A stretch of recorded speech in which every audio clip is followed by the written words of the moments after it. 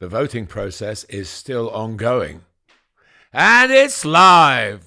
Football Content Awards, Best Podcast, Premier League. That's our category. If you're a supporter who thinks you're not going to win anything this season, even more reason to vote for us. You might win something after all. Can't believe it. 80 episodes. 80 years old. Where's it come from? So if you want to vote for us, you've got until October the 12th, this Sunday, just before midnight. You can do it on the Football Content Awards website, on their Instagram site, their X site, or indeed you can do it on the link below, wherever you're looking at this or listening to this, in the description, because we've put it there. Just to say that if Martin and I weren't doing this, we'd be sitting in a pub somewhere, me drinking a pint of bitter, him drinking a pint of water, talking football. Well, we've done 80 episodes, and thanks to all of you for following us, and also for all the people in football who've made us so welcome. We hope the content really has been what we set out to do, to emphasise the one thing, the joy that football brings to us. If you'd like to add a bit more joy to us by voting, we'd be very grateful.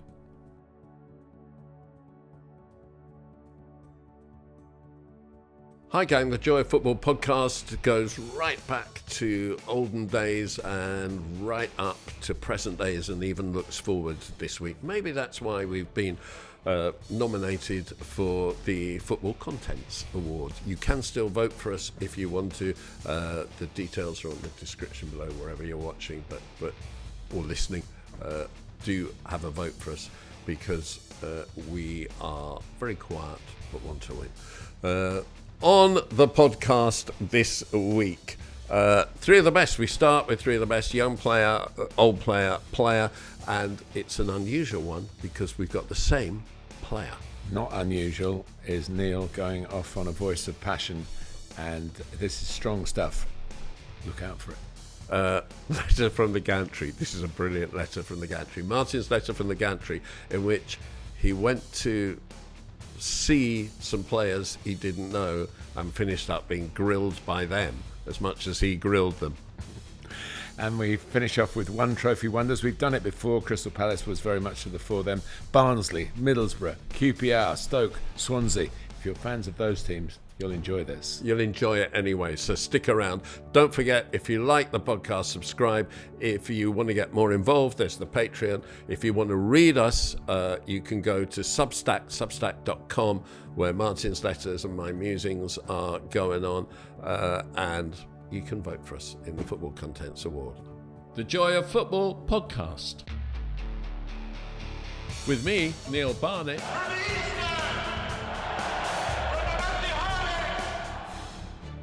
And with me, Martin Tyler. Looks like Xavi!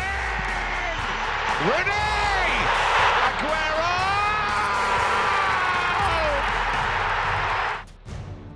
The Joy of Football. Hello, the Joy of Football podcast with Martin Tyler, the greatest commentator in the world, and me, Neil Barnett, bringing you today our thoughts, our prejudices. Joy of football. Joy of football, thank you. I don't think it's ever been more important to emphasise the joy that we all share, that our listeners and viewers share, because football is still something that makes us smile, and that's very, very important in the world that we live in today. Which brings us straight to three of the best. And he makes them pay. Three of the best. He's made them pay, and that completes a wonderful hat-trick. Young player, old player, starting with it this week. And Martin, you're a young player. Yes, this is a very new thing, really, in the last 24 hours or so. Thought about this because I saw the player in action on a very busy Premier League Sunday when I paid my first visit to the new home of Everton, the Hill Dickinson Stadium. And David Moyes had a tricky situation to deal with because Kiernan Dewsbury Hall, rather unfortunately, had picked up 5 yellow cards in the Premier League in his first 6 games for the club, which and was is extraordinary because he's not a dirty player. No, and the last two were questionable. I said in my commentary, my co-commentator Jim Beglin, who knows a thing or two, he said not questionable, wrong. So he was sitting it out and looking very grumpy. We had a couple of shots of him, cutaways, and David Moyes decided to start with Tyler Dibbling, who has been one of our young players in the past when he was at Southampton. But it was a little bit early, I think. He played on the right, and Iliman Njai moved into the 10 role that Dewsbury Hall had been playing, and Jack Grealish stayed on the left when there was a bit of speculation that Grealish might play in the middle and they'd shuffle the others around. But the other option was to bring a player in directly to replace Dewsbury Hall, which was Carlos Alcaraz, known to everybody as Charlie, and he was on the bench, but at halftime they changed it, and they were playing Crystal Palace, as you will know, and Palace were really superior in the first half. So David Moyes admitted probably that he got it wrong and changed it. He changed his striker. Beto's the better of the two, with Tieno Barry being the new one, who looked a little bit out of his depth as well in the first half, and those two. But what Charlie Alcaraz brought was an exceptional pace. He changed the tempo of the play. I can imagine David Moyes saying to his team, "We've been too passive in the first half. We need to be Everton aggressive." And although he wasn't too directly involved in the way the game changed in terms of not being the Jack Grealish figure who won the game with a freakish goal, but he was in the position where the clearance bounced off him, bounced into the net very close to Dean Henderson's goal. And but he just elevated the pace of the game, and he's been around a little bit. He was actually at Southampton for a little while, and he's South American. He's got that kind of game sort of knowledge. He knew where the spaces were ran into. And I'd seen him play before, but never seen him perhaps have quite so much influence on it. So it's just a consequence, really, for everybody that I was there on the gantry, saw it, commentated on it, and I was impressed. I'll keep an eye on him, and I would suggest that he'll play a bit more for Everton. I was surprised when you said you were going to have him, that he was only 22. I mean, I saw him last season, and he looks older than 22. Yeah. And players don't always come to European football, let alone English football, at such a young age. He actually scored his first goal for Everton in February last season at Crystal Palace. So maybe it was a horse for the course or whatever. But so he'll have happy memories of.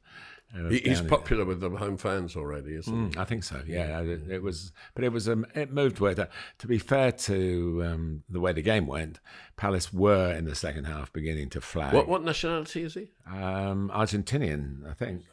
Yeah. There are a lot of Alcarazes.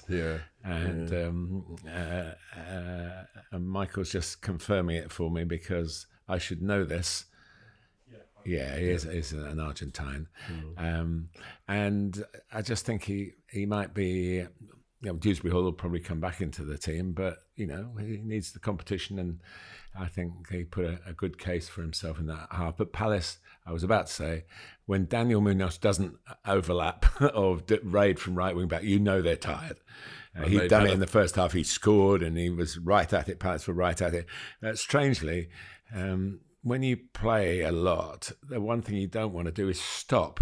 And it was almost as if the 15 minutes of half-time, Palace players sat down and then got up for the second half thinking, my goodness, we've had quite a week. What was their European game last week? They played Dynamo Kyiv in Lublin in Poland, which obviously the displaced team with Ukraine. And and they'd flown back. It was a 5:45 kickoff our time, so they got home reasonably on Thursday. But it was Thursday, and then it was a Storm Amy weekend, wasn't it? So I thought they might struggle to fly up to Liverpool, but they did fly up to Liverpool. Eagles always fly, and that was all okay. So I was thinking they might have had a longer journey than necessary on the back of the European trip, but everything fell into place. And the first half they were really good, and to be fair, in the second half, Mateta missed a couple of really good chances. Beto had pepped it up front for Everton. Mateta just declined a bit, and he did look. He's just been caught up by France, which is a great thing for him and for and for Oliver Glasner as well to be at the age of 28. Mateta. Yeah, Mateta, wish him well. And I'm sure that wasn't in the back of his mind, but he just... We had a very good Olympics, of course. He did, and that he thought under Thierry Henry, he scored a lot of goals in that. They're silver medals, I think they got in the end. So now he's going to be hopefully by the time he comes back to Selhurst Park, he'll be a full international. He deserves it. Yeah.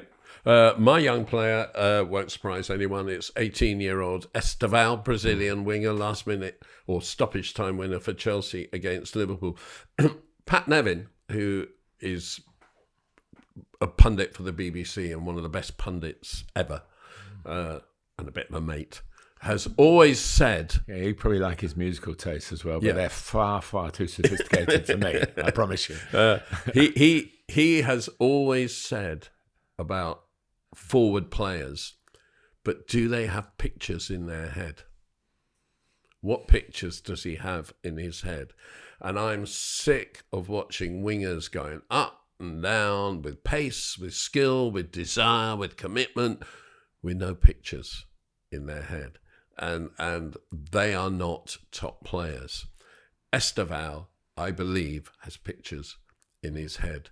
He gets the ball and he'll do something different every time depending on the situation, and he is clearly constantly aware of what's going on around him. But his number one asset is his talent. For 7 years I watched Eden Hazard, and I used to say he's the greatest playground player in the world because of this thing that everybody talks about him not training and everything. What nobody talks about, though, with Eden Hazard is that he had pictures in his head. When he did things, he was aware of where everyone was and what was going on, and he had the greatest weight of pass of his generation. It was up there with Fabregas for weight of pass. Estêvão has pictures in his head. I will be looking at wingers in a moment who've gone for a lot of money, and a lot of them don't have pictures in their head, and you need to have that to be. He did me a massive favour, Estêvão, because in my work at the Woking Academy, I only work with the attackers really, and I was banging on about getting in at the opposite post when the build-up was on the other side of the pitch, because you'll get so many goals at the type that Estêvão scored to win the game against Liverpool. And there's nothing better than in probably the showpiece game of the weekend, it being won by somebody doing something that you've been trying to stress. And my players are probably older than Estêvão, to be honest with you. But it's a very, very basic philosophy of attacking football. If you don't get anywhere near, whether you've got a picture in your head or not, just get in on the opposite. Well, you need a picture in your head probably to get there. Well, you just need somebody banging on saying, if you don't get in there, you'll know about it. And, I mean, it was a well-constructed, it was a piece where he used the inside of his head to get to the point. And the two things that I'd say about that are, in the era of only playing one set striker, your wingers need to get you. That's the absolute 10, point. 15 goals a season. Your wingers, even when Pat Nevin was playing, where he had two strikers, he could go down the outside and cross it because that's what he was supposed to do. That's why wingers were right-footed on the right and left-footed on the left. Now it's changed, and you have to, unless you've got a Frank Lampard bursting into the box to get 20 goals plus a season because that's in your DNA to score goals, you won't get it if the opposite player doesn't get in and make it at least two in the box. And the other thing I'd say is he scored it with his right foot, although he's a very left-footed player playing on the right, because he is two-footed. He can go either way. Right place, right foot, and for you, and the few listening, because they follow Neil, the right result. But I would say for the rest of us, it doesn't matter who wins, really. It's Chelsea and Liverpool. It's a great contest between two great clubs. I think it was the 77th or 78th time the clubs have met this century. Proper rivalry. That's what I'm missing the Champions League, with one game in the league stage against 8 different sides. I just wish it was home away against 4 different sides. That's all. Create rivalry. Your old player. My old player's only just old. I mean, he's not old, really.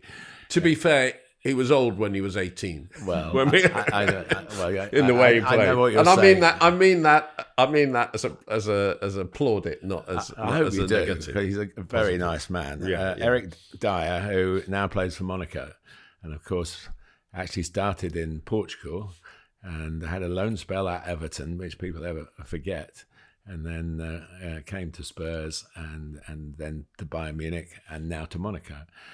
And they were very injury hit. They played Manchester City in a game I commentated on. And Monaco were really putting out the apologies before the game started, saying, look, we have to be absolutely our very best.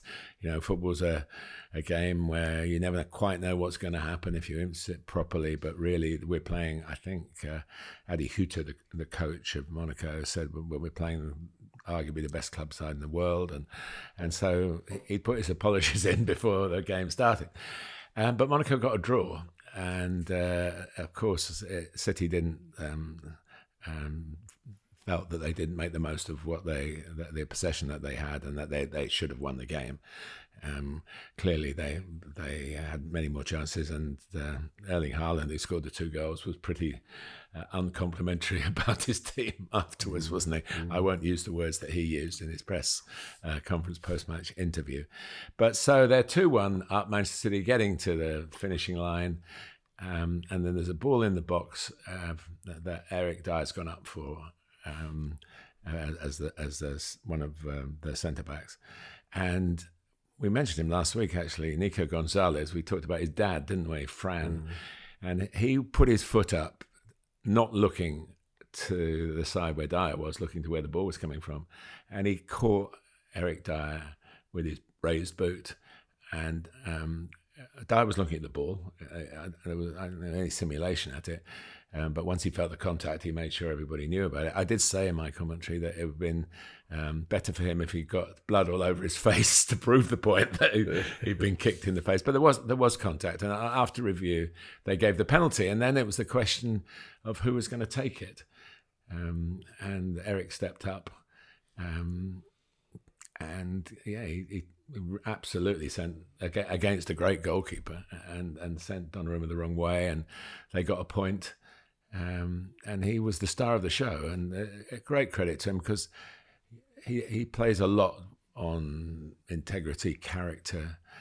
He knows his game inside out, doesn't he? He's a big lad, who hasn't always had great mobility, and has had. And of course, he's played in midfield as well. Yeah, so but has had great pictures in his head. He's had great picture awareness. Did he? I mean, the boys here. Did he miss the penalty in the shootout against Colombia when England won the shootout? In 2018. In 2018. He scored the winner. That was it. I knew he was involved. He was involved in that. He's got technique. Yeah. He's got pitch awareness, and he's got a good head. Yeah. And it's interesting, and he told me this, so I'm not sort of talking behind his back. He told me this a while ago. He said when he went, because he was English, born in Cheltenham, I think, and his dad had a job in Portugal, so he basically grew up in Portugal. So he spoke English with a bit of a Portuguese lilt to it. And then he went to Everton, and he told me he came away from his spell at Everton with a Merseyside accent. And now I heard his after-match interview on midweek last week, and he definitely has a hint of the German in his English now, having had a couple of years at Bayern. But he's always, whatever he says is worth listening to, whatever the lilt to the voice. But it was a really big moment in a game. They could have they'd lost 4-1 their first league game in the Champions League, Monaco. Yeah. And then they're playing Man City at home with a weakened side, so you were expecting no points from that. And it was brave to put his head in, brave to take the penalty, and that bravery paid off. What position was he playing? He was playing at the back. Yeah. One of the nicest grounds in Europe. Do you think so? Monaco. I mean, it's not proper football ground because it's sort very of small. it's about It's 17,000. got those lovely arches at the end, which I think is the end where it virtually where the mountains are behind. It's right on the border as well. You either walk out to a luxury holiday resort with the swimming pools right on the water, or you walk actually into France. Yeah, that's true. Of course, it's not. It's the principality. Can I just say, if you've never been to Monaco, you can't really fly there. You fly to Nice. You can get a helicopter. From Nice. That's If you're well heeled, you get the helicopter. Yeah, you get a train or a taxi or whatever from They Nice. played the Super Cup there for ages. I covered a lot of those games. Yeah, I went to. But 15. It's only 20 minutes from Nice, and just let me give you one piece of advice. Nice is the most glorious place you can possibly imagine, and Monaco is and full of people. There you go. But as Neil says, a nice football ground. Lovely football ground, yeah. But they played well, Monaco, and they've got those distinctive red shirts, and it was a much more intriguing game than it promised to be at the start, really. My old player is the late Ernie Hunt, who sadly died, I think about 7 years ago at the age of 75.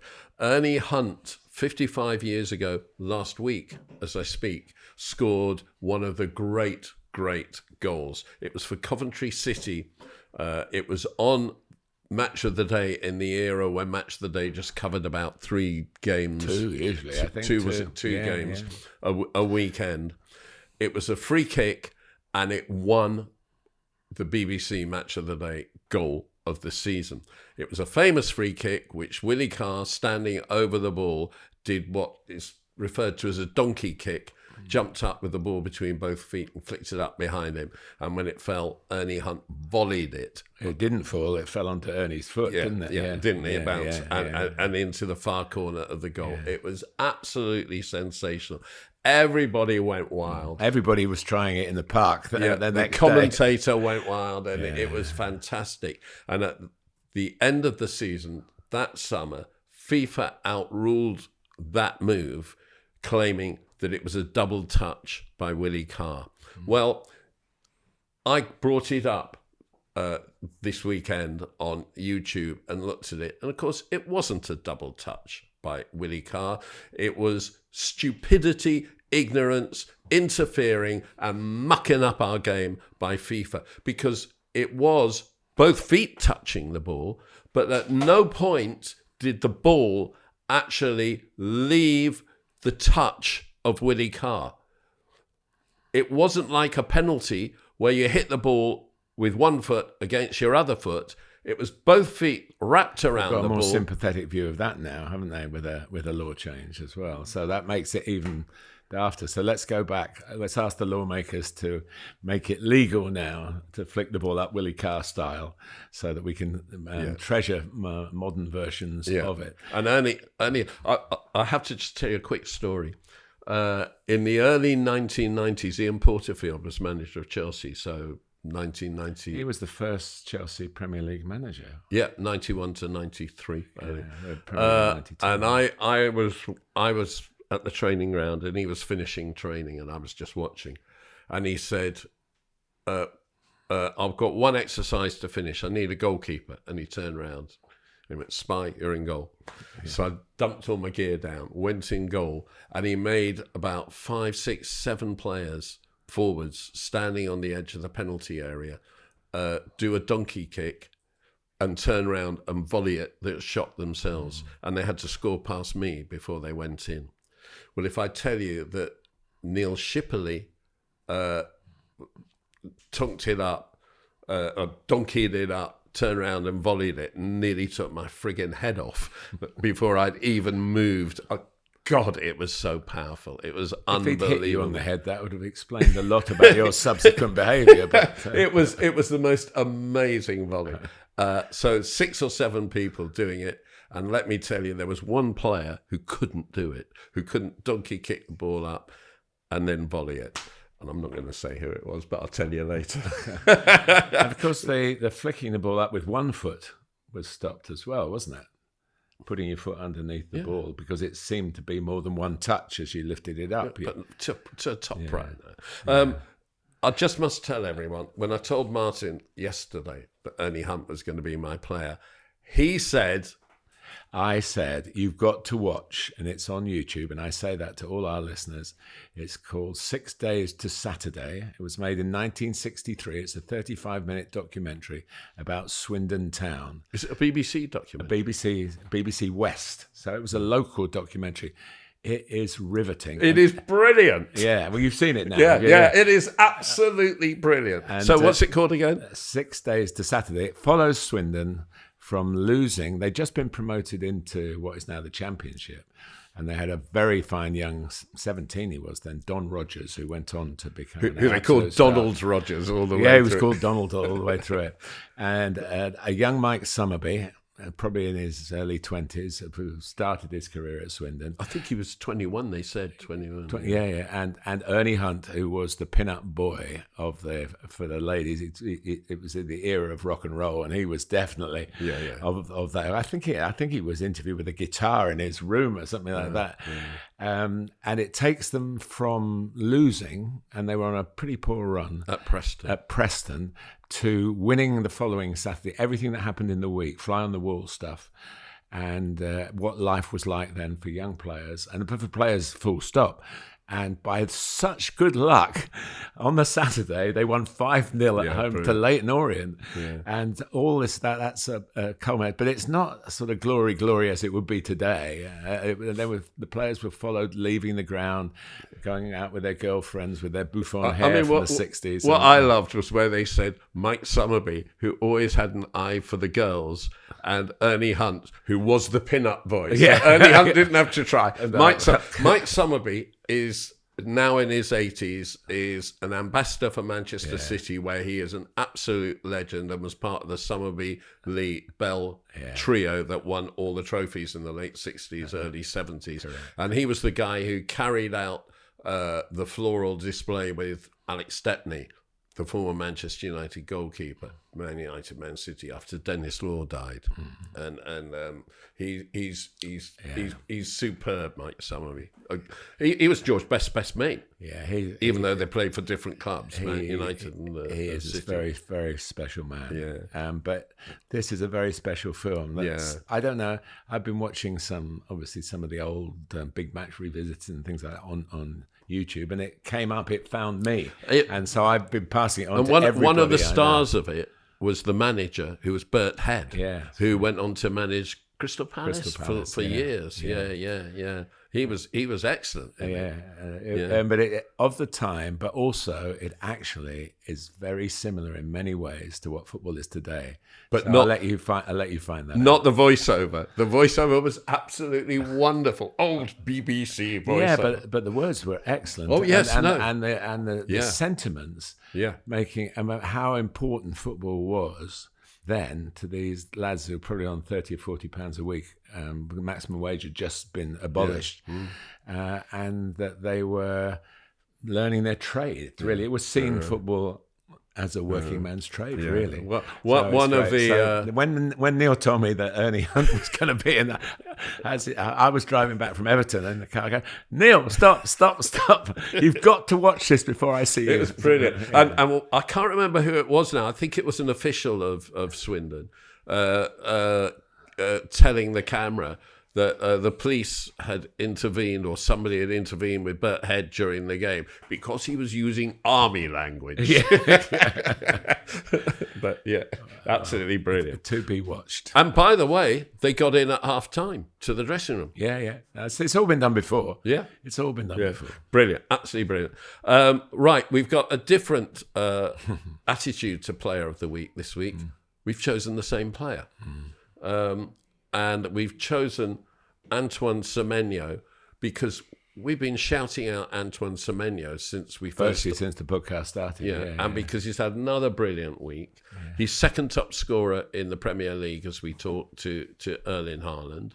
And he's Bournemouth are high flying, and he's arguably the best player in the Premier League so far this season.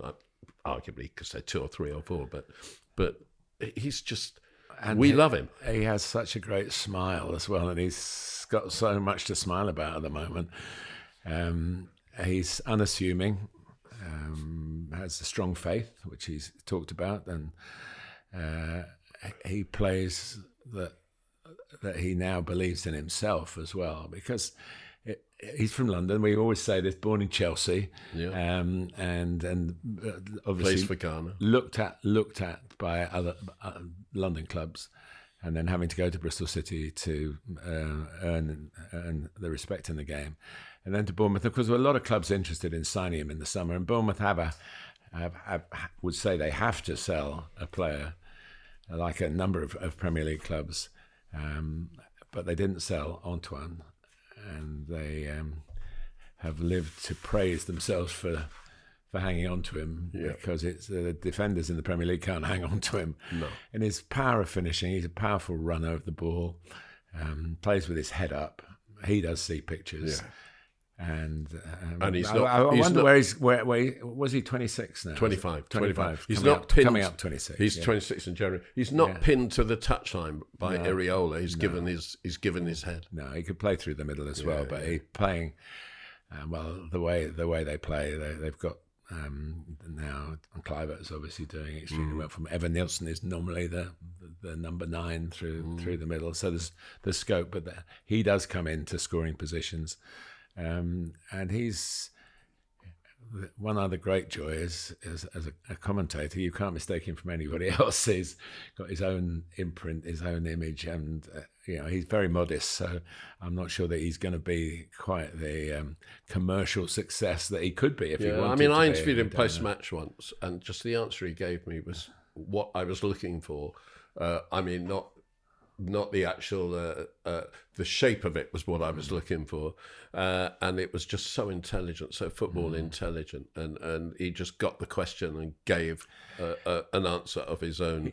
He might be experience. I mean, we were talking about going to Bournemouth, and you mentioned Tyler Adams as somebody from your American contacts that you want to talk to. But Antoine, top of this, they might be forming a queue around the Vitality Stadium even as we speak. But we'll try and do something like that on the Joy of Football, because he expresses the joy of football. Let me give you this.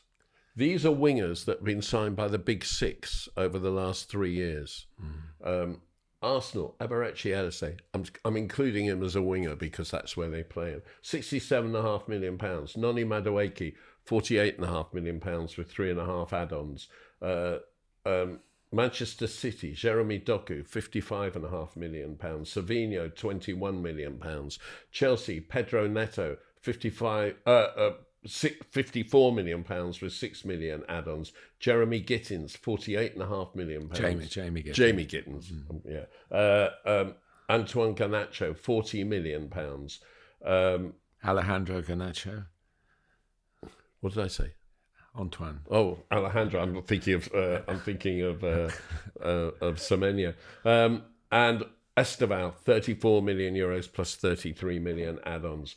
Manchester United, Brian Mbeumo, £71 million. Tottenham, Brennan Johnson, £47 million. Odebear, £31.5 million. Mohamed Kudus, £54.5 million. Tell, he's really a winger, £30 million. I don't know.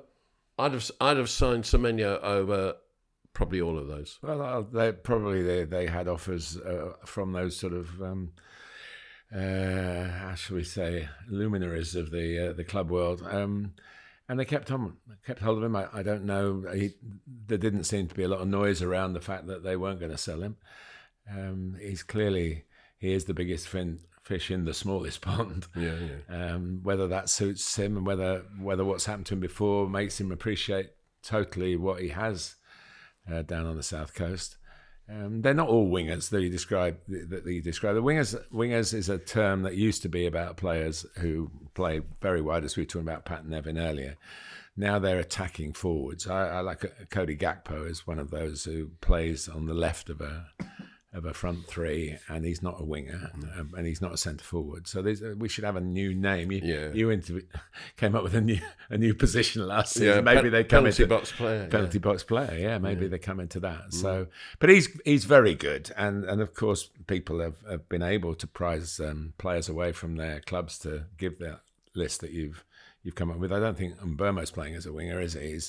He's definitely a 10, in the formation of the formation that Amorim is sticking to, which is very similar to the formation that Oliver Glasner plays, and yet Glasner's getting all the praise in the world because his team is functioning a little bit better, and he's not had that much longer. I suppose he had about maybe 8 or 9 months longer to work on it than Amorim, I think, something like that. So maybe Amorim will have that smoothness that Palace, even in defeat, showed the system really works for the players that they've got. Their players absolutely are built for the system. So he's looked at the players and said, well, this is the way these players are best used, rather than you've got to play this way because that's me. So maybe there's a subtle difference there. 3 of the best.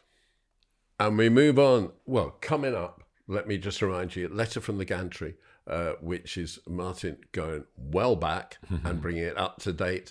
And we're bringing back One Trophy Wonders. We should call it a Danny, shouldn't we? A Danny Welbeck. But right now it is Voice of Passion.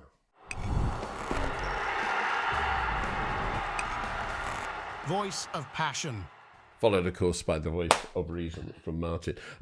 Voice of Passion, World Cup ticket prices. FIFA have announced that people who buy World Cup tickets can put them on resale through FIFA at no restriction of price, but that they will have a 15% takeout, FIFA, on both the seller and the buyer.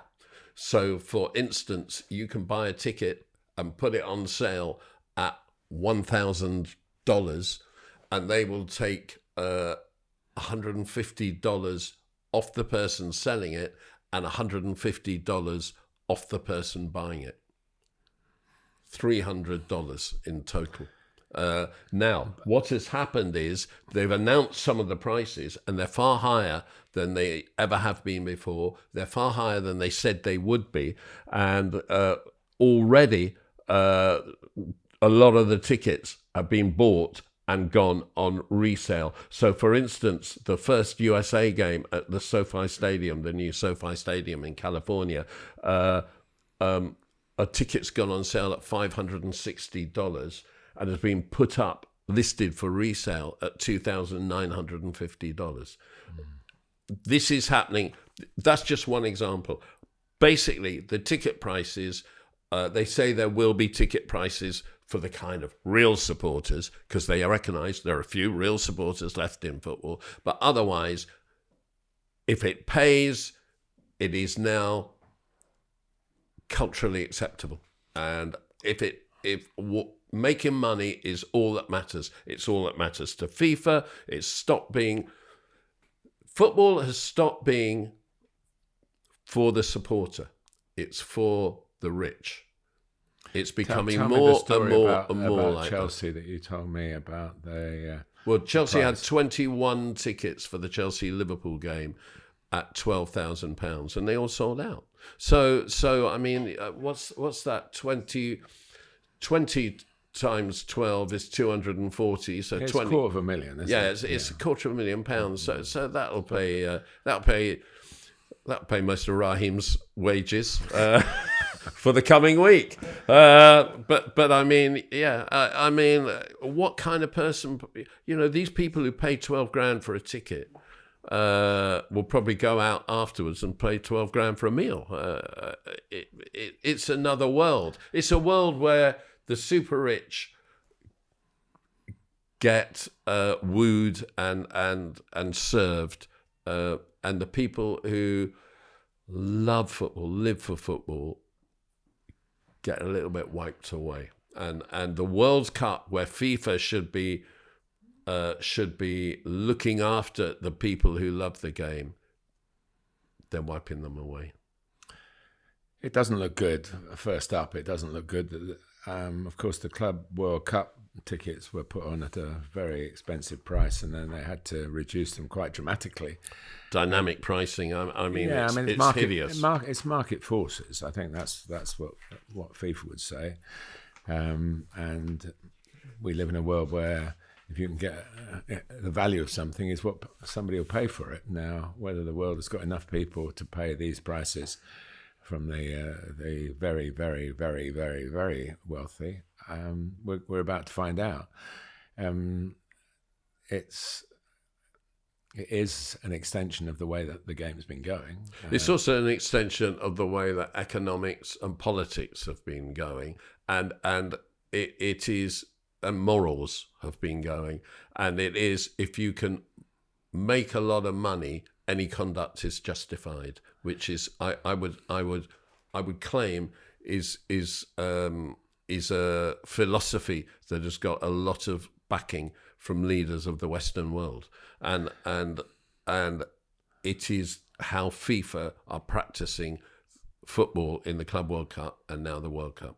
But we'll see, because they can't manage. There aren't enough wealthy people to fill out the stadia for all these games, over 100 games, at those sort of prices. So we'll see if there's a complete gap. Well, with 48 teams, there'll be a lot of crap games going for people with no money. Don't worry about that. Yeah, but that's not necessarily. I mean, you're following your country wherever you won't be following England because they'll be high priced. But what they'll do is, through the England supporters group, they'll probably have some special price tickets. There may be, but there won't be subsidies for them. I mean, if market values, it finds its level, and we've still. The worrying thing, Neil, for me is we're so close to the World Cup really now, and that sort of settling down of prices may or may not happen. The resale is a way of legitimising what has been going on. Well, it's ticket touting by the authorities. Yeah, but it's at least keeping the money in house. Yeah, but why are people buying and reselling if it's not touting in the first place? I don't know.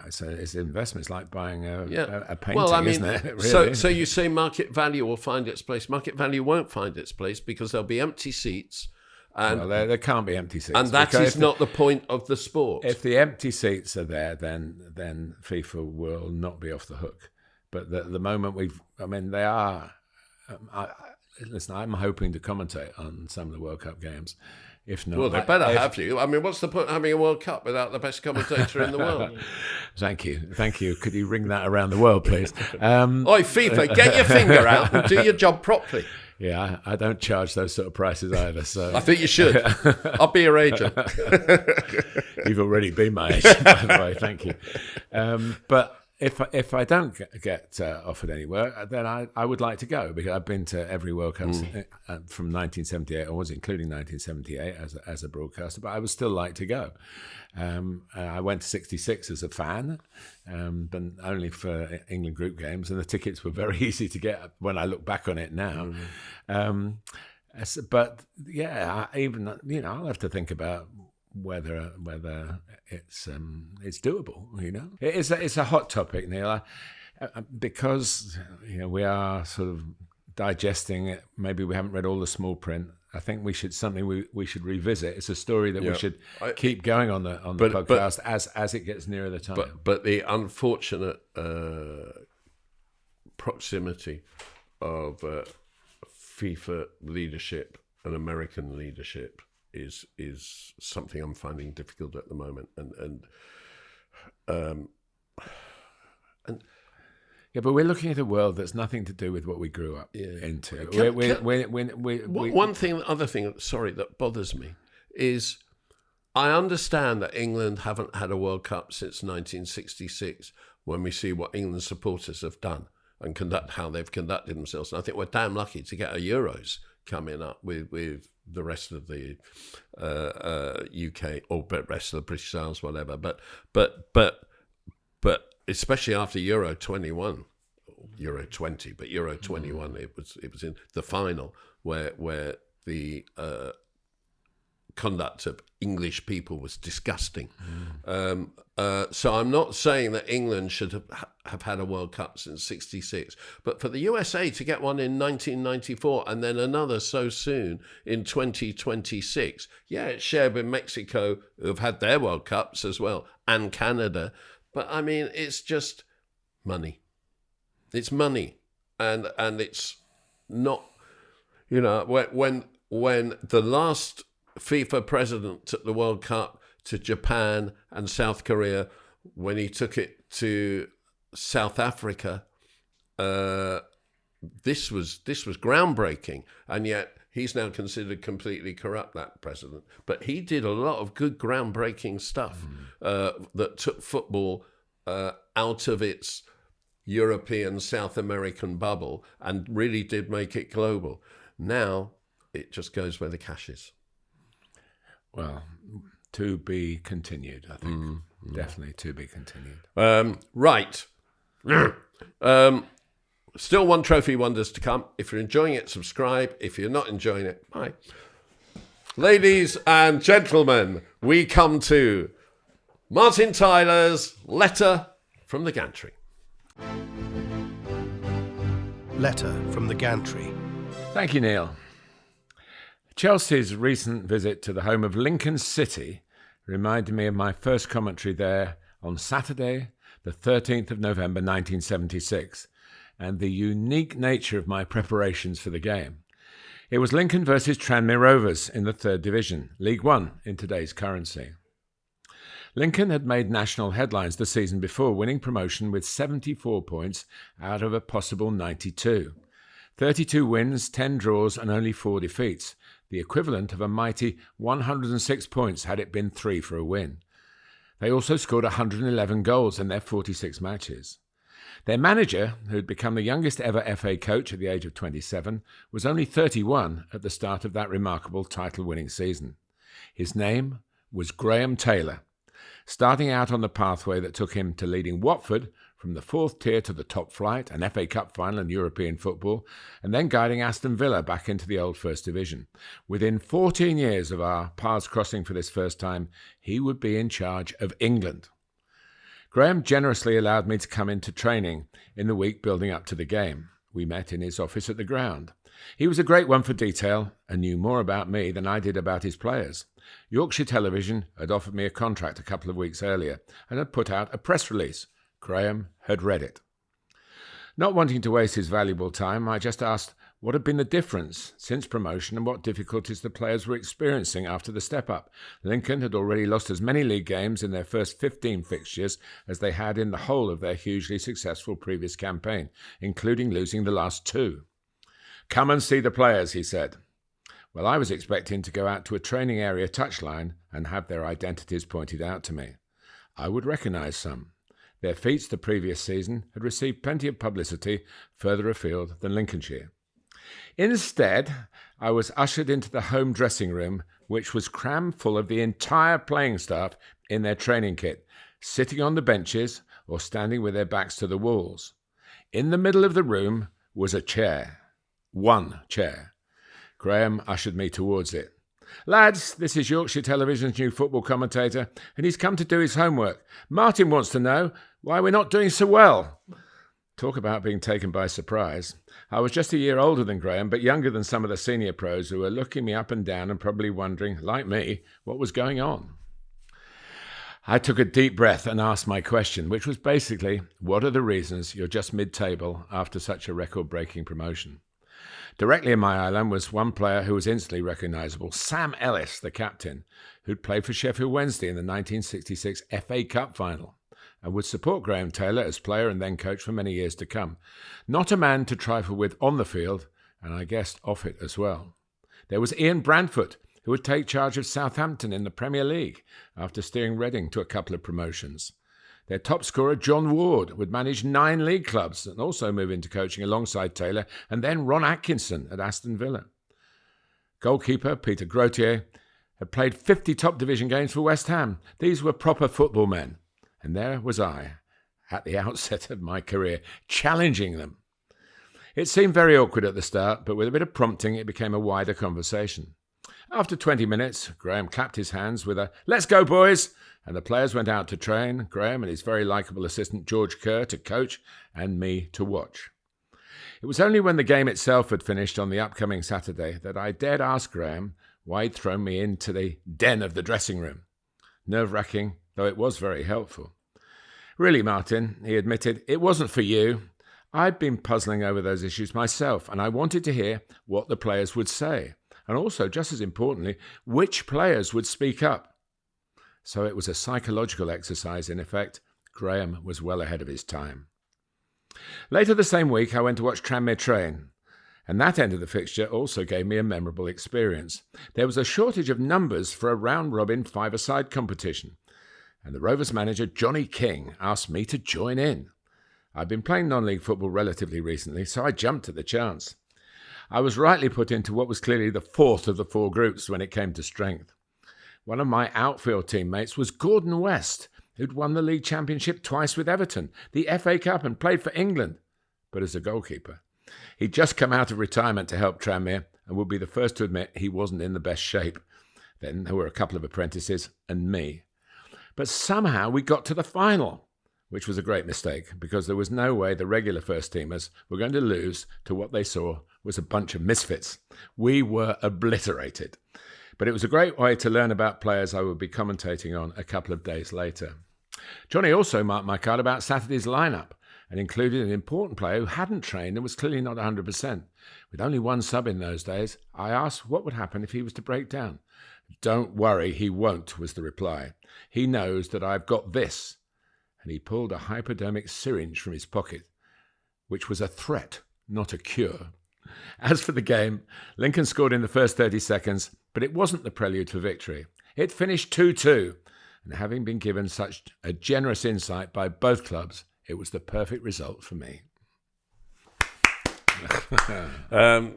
Brilliant. We talked about Graham Taylor last week, so I don't want to go into that. I want to go very quickly into two other things on the back of your letter. You talked earlier about your first game at Everton in the new stadium, Everton Crystal Palace. How was it? What was the view? How was the food? Tell me everything. The food was very good, very, very good actually. They have a media dining area, which is obviously part of a new facility. They did feed us at Goodison Park. But the stadium is inside. It's superbly impressive. It's just a football ground. And that sounds like a negative, but it's actually the biggest compliment you can pay a stadium. There's no thought of any other sports being in there. The capacity is just over 50,000, 53,000. I think the sides are steep. I think the south stand is actually the steepest you're actually allowed to be by architects, and give the impression of being really close to the action. And that's the end where it would be the Gladys Street end in the old days. Pitch was very good. So is that against the Mersey? No, the actual gantry side is against the Mersey, I think. Well, it's hardly the Mersey. It's really the Irish Sea when it gets there. It's very tidal, and because of the windy conditions, it was quite angry. The sea. You go past the stadium to park up against the water, and of course the ground itself is built on reclaimed land. And my co-commentator Jim Beglin came out that when Everton had gone to 2-1 up, that they were walking on water now, which was what would have been the case all those years ago. And it was, you soon forgot Goodison. That's the biggest compliment I can pay it, really. The one sort of odd sightline difference is we're on the same side as the dugouts now, having looked across at all the activity on the Everton bench for 50 years of covering games at Goodison. That was sort of something that you noticed. That's the difference between the gantry and the press box, because I always look down on Yes, of course, the gantry was opposite the dressing rooms at Goodison Park, but it's up above it now. And there's water all around, really. It's How was the atmosphere in terms of the crowd? Because the crowd was so important at Goodison. Yeah. Was everyone in the right place in order to reproduce the atmosphere? That's a good question, because that was an issue about where you'd sat before and could you be. It's always a case for new grounds, isn't it? But I think the problem was Crystal Palace was so good to start with, and you were beginning to think it's going to take something on the field to spark it up. And that happened. And at the end, especially with Jack Grealish getting his first goal and coming from behind to beat the team that had beaten Liverpool the week before, which meant obviously a lot to the bragging rights when they went to work the next day, the Evertonians. So, yeah, definitely a really positive experience. Love to go back again. And the... I don't know whether it's PR or just natural warmth. I'd like to think it's natural warmth. everybody you met, all the people that were working, because you have to go through some of the restaurant concession areas to get to the gantry, everybody was smiling, as if everybody was enjoying going to work there. And maybe that's been put, I know that's a good thing to do for anybody, that the customer's always right, isn't it? My dad was a shopkeeper. I grew up with that ringing in my ears pretty much every day of my life, my early life. And we were the customers, if you like, and they treated us with huge warmth. And it's a Merseyside thing. It's certainly Anfield. It's very much the same. There's a lot of welcome, a lot of. There's not stony-faced silence, people who are basically just opening doors and letting you through or guiding you somewhere. But to go up on an escalator to the gantry compared to Goodison Park going over the roof in the frozen weather where you could have slipped into oblivion, very, very quickly. And also, I must just ask you, I know you went up on the Friday for a Sunday game for a family funeral, but you made use of being up there on the Saturday to watch my hometown team, Chester, where I was born. And when I was sort of schoolboy age, we used to spend our Christmases and Easters in the Chester area, and so I would go to watch Chester, the old Chester, at the old ground. And so they were sort of my league club, Woking being non-league. So then they dropped out of the league, and amazingly, I think the first game Woking had in the National League was Chester away. So I knew that day who I really supported because I wanted Woking to win, and they did win, if memory serves me right. But it was nice to go. A couple of thousand people. It was very wind affected. What division are Chester in? They're in the National League North. And they were playing a Welsh team, Merthyr Town they're now called, ex-Merthyr Tydfil. But it was the wind was blowing strongly, so it was the original game of two halves. Chester scored with the wind 2, and Merthyr equalised with the wind 2 in the second half. But it was lovely. I just turned up, paid to go in, sat in the stand. Actually, I got moved from my seat by somebody saying, "Oh, well, I paid for this ticket," and I said, "Oh yeah, of course, I'm in the wrong place." Sat and thoroughly enjoyed the game. Lots of car parking, so I was able to park, and it was quite a late decision to go, and I was really glad. I went to the old ground. I've not been to the new ground. The Diva Stadium. This is the one that's half in Wales and half in England. Oh, really? Which caused a massive problem during COVID when English teams were allowed to play again. And Wales, they were a bit later on parade with that. So Chester was stopped from playing in an English league because part of their ground was in Wales. So it is really on the border, you actually. I went out of England into Wales, back into England, through Wales to get back to Liverpool again. So it was lovely. I was a free agent at 2:00 on a Saturday afternoon, and there was only one place to go to, football, and that was the one that drew me in. Fabulous. After Crystal Palace won the FA Cup, we did a one-off segment but said it wouldn't be one-off, that we'd come back to it, and we're going to come back to it today. And that was One Trophy Wonders, which of course Palace became. Now in the first unless you count the Community Shield, which I do. Yeah. But you can only. I know what you're saying, Neil. I count it in a way, but you can only qualify for the Community Shield by winning something else. So the teams we covered the first time were Crystal Palace, Birmingham, Blackpool, Oxford United, Southampton and Luton. One Trophy Wonders, 5 more teams. And the first one, I love this. I didn't even know about this. Barnsley. Barnsley won the FA Cup in 2012. I think 1912.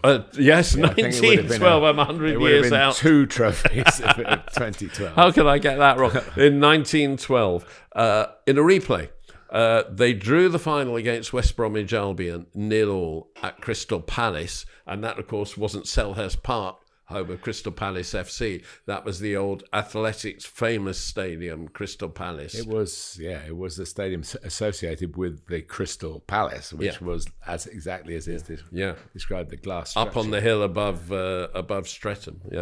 That was a 0-0 draw, and the replay was at Bramall Lane, Sheffield United, and Barnsley won 1-0. I think it went to extra time as well. Barnsley won 1-0. And I think Barnsley has spent one season in the Premier League.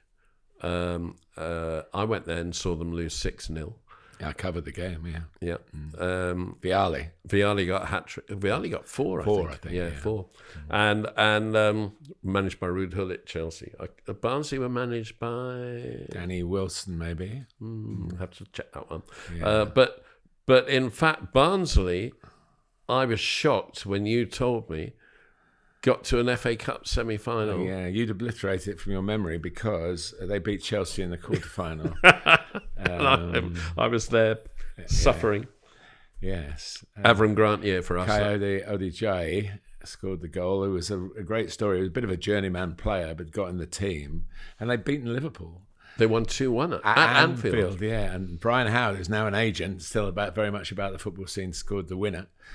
It was Simon Davey was the manager, who I think lasted another season, and then I think went off to America to get involved in youth coaching, but is not somebody who springs to mind when you say, football managing an FA Cup semi-final team.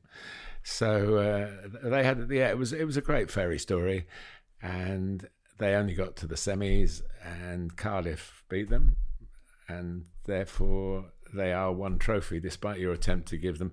I'm trying to remember who won the cup in 2012. Is that no wonder you had it in your mind. It was us. Yeah, but Barnsley. I mean, we go on a lot about, should they be a bigger club? Should they do this? Should they do that? Barnsley shouldn't win anything, and it's absolutely brilliant that they have won an FA Cup, albeit in 1912. It's fantastic. It's on the outskirts of Sheffield, isn't it? Really, they've suffered. I won't go down Welling. I know the Yorkshire region very well, having worked there for 5 years. They're very much their own community, as are Rotherham, very close to Sheffield as well. But I saw them beat Manchester United in a cup game. It might have been an FA Cup game in my time with Sky.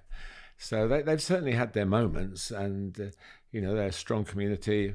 It's part of our pyramid, and it's nice to recognise that not all football from time immemorial has been won by a big six or whatever. Actually, it's interesting that you say you did that 6-0 Chelsea win at Barnsley, because that would have made it probably a Sunday in those days 4:00 game. Yes. Which confirms to me that must have been the first time I went to their stadium, Oakwell, and that beforehand I stopped off at a pub and had a really excellent Sunday roast lunch. I remember that quite vividly. So that was a good afternoon. Barnsley are currently, as we speak, 8th in League One. They've spent a lot of years in the second tier. It's a bit disappointing that they're down to the third tier. In fact, let me just give you the top 8 in League One, because whoever follows that. Stevenage. A lot of people follow it, Neil, by the way. Yes, true. I absolutely take that back. Thank you. Stevenage are top. I mean, Stevenage has obviously not many years ago, they were a non-league team. Well, they were one of Woking's great rivals. Yeah.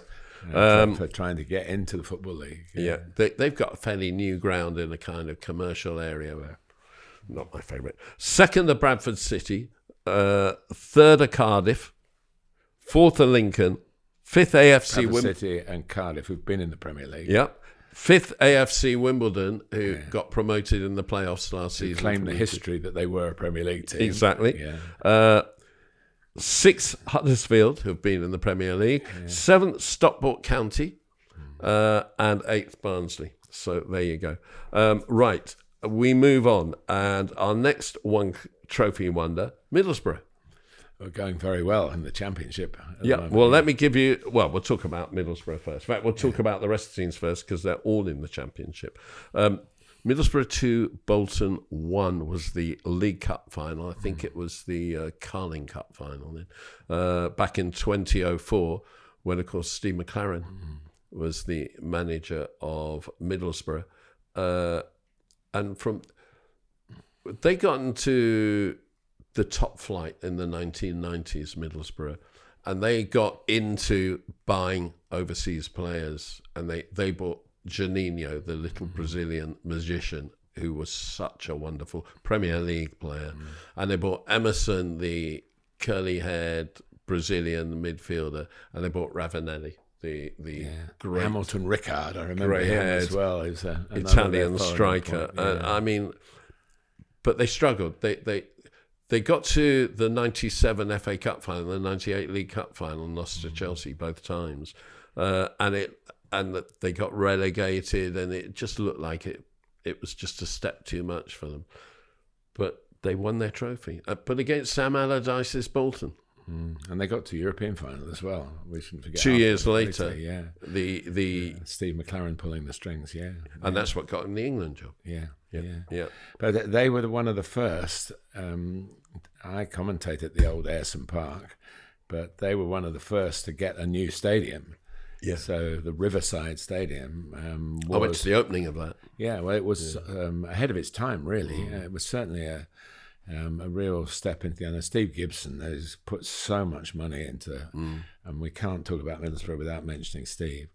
And that was a really big thing to go to right at the start of the Premier League, to go to that ground and see it. It's on the River Tees. Yes. And I've said this on here before, but if you go to, obviously I go to Middlesbrough Chelsea games. I don't really go to other Middlesbrough games. You lost there recently. 1-0 in the first leg of the Carabao Cup semi-final. And it was after that I said, every time I go there, it's got a Premier League atmosphere. It's got a Premier League passion. It's big enough to be a Premier League club. It should be a Premier League club. I love going to Middlesbrough. Well, read out your top from the Championship then, and you'll find that they might be a Premier League club well, again. We'll come on to that in a moment. Yeah. But should they have won more? I think they should have done. I mean, you're in an area where you'd say Sunderland should have won more, Newcastle should have won more. Yeah.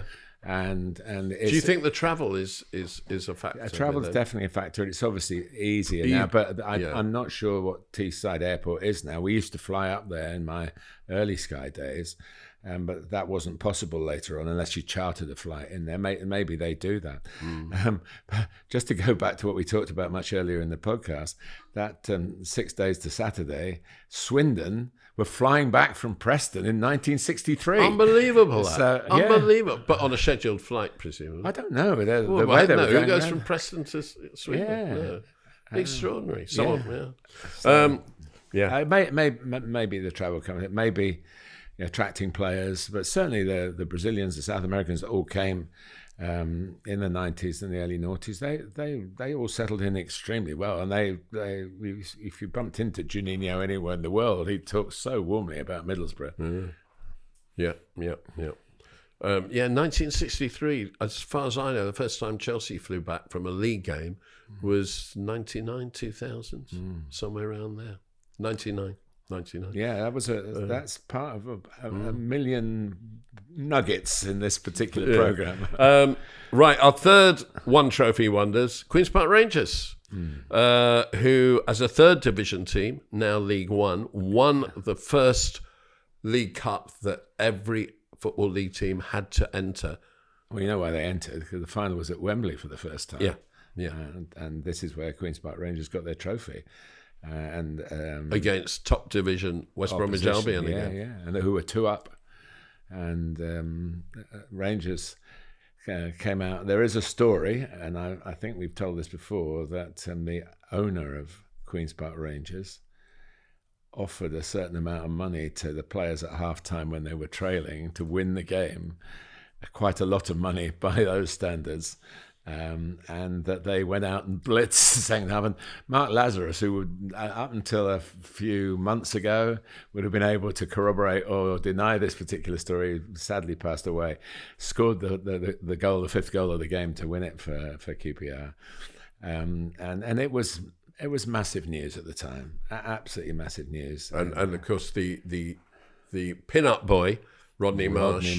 Well, we can ask him, can't we? Yeah. You've got his number. Yeah, I have got his number, yes. What were you offered at half-time? Yeah, I'll give him a ring later. But he didn't have a particularly great game, but he scored a particularly great goal, dribbling around everybody to make it 2-2. And that QPR team very quickly got into the top flight after that, went up through the divisions and got into the top flight. And of course, Rodney went on to Manchester City, who were the top team in the country when they signed him, and weren't soon after. He became a teammate of Mike Summerby, also mentioned earlier in this podcast. Exactly. So, but that was a very entertaining Queen's Park Rangers. They had twin brothers on the wings. The Morgans. They went to Tottenham.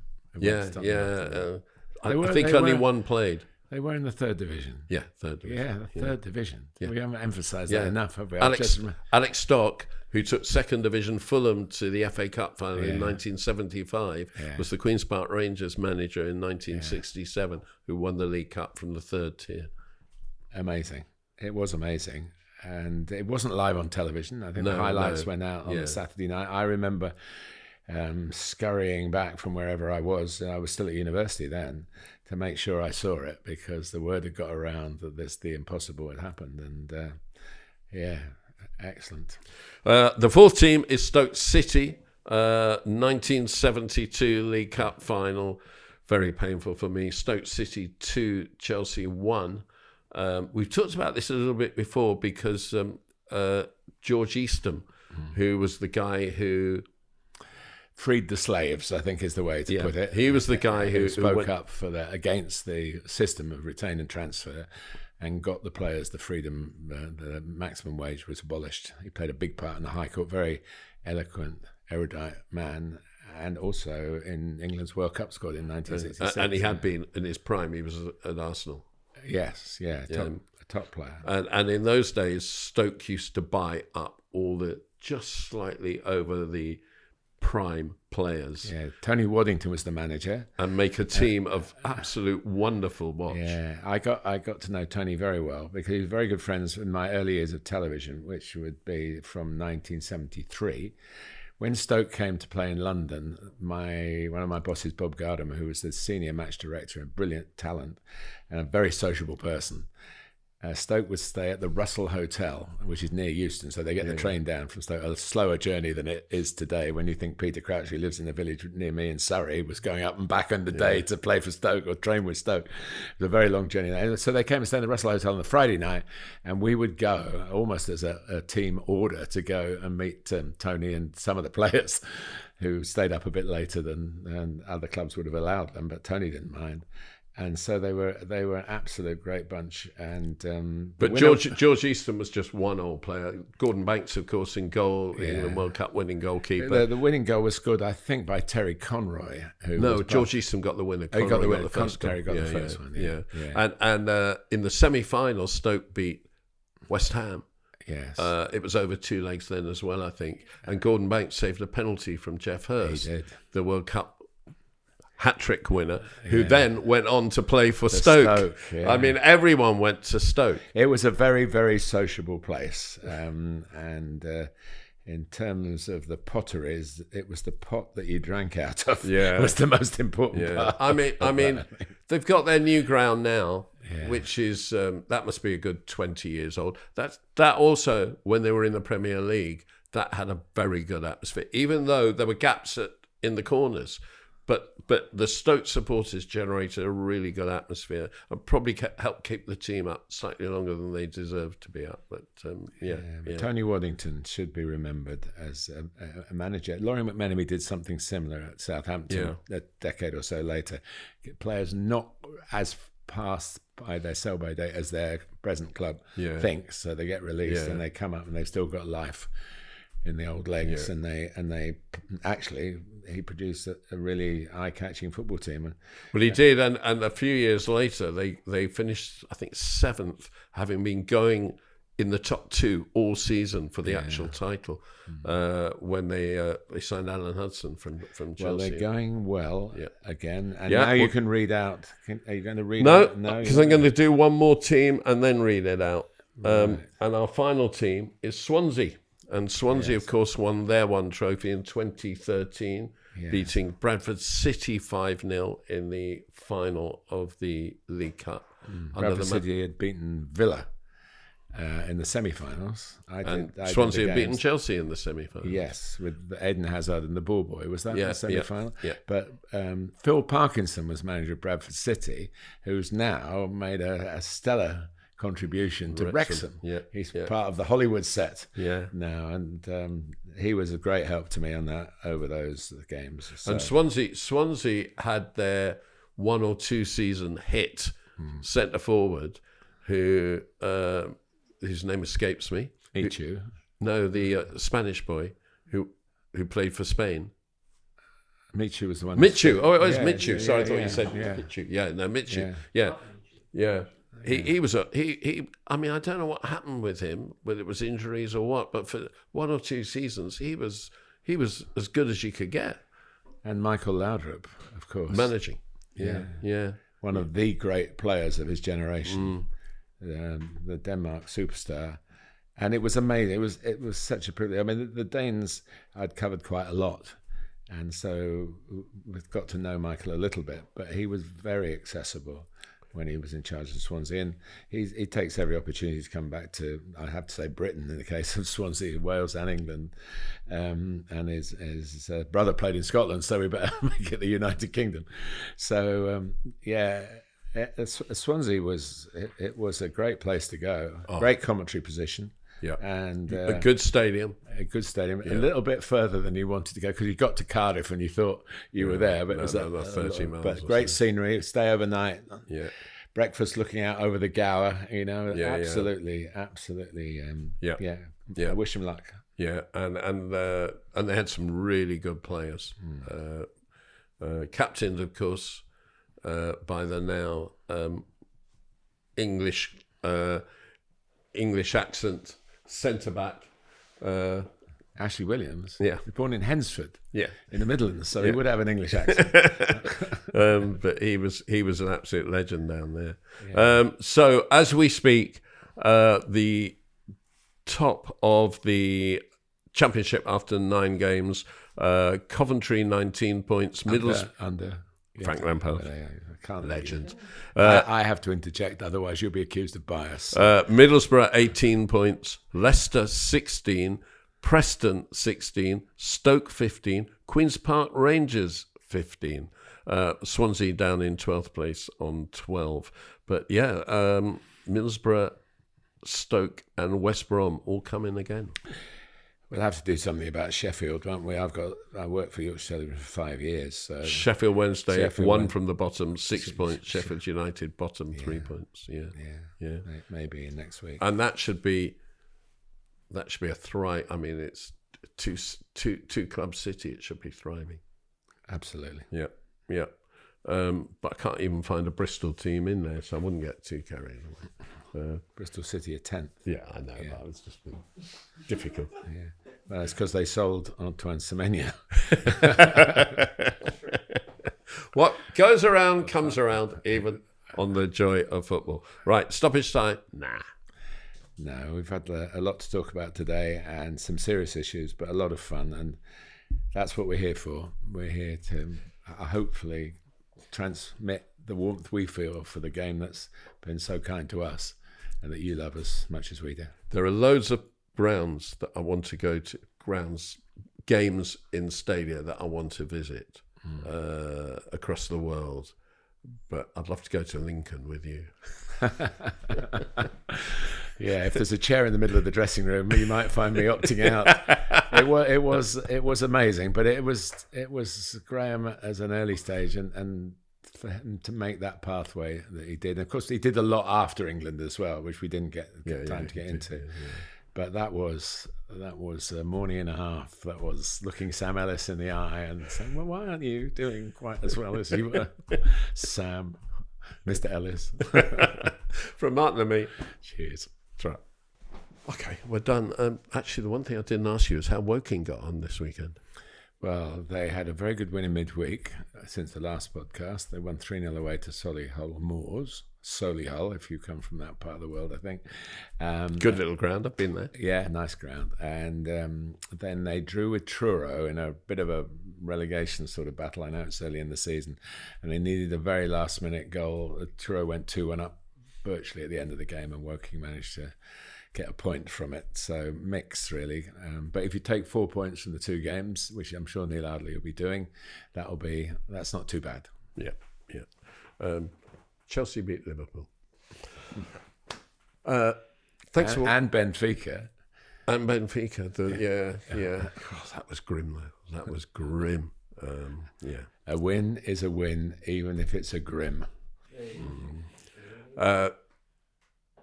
Don't forget, Football Contents Award, give us a vote. Don't forget, Patreon, Substack, subscribe. Enjoy the joy of football.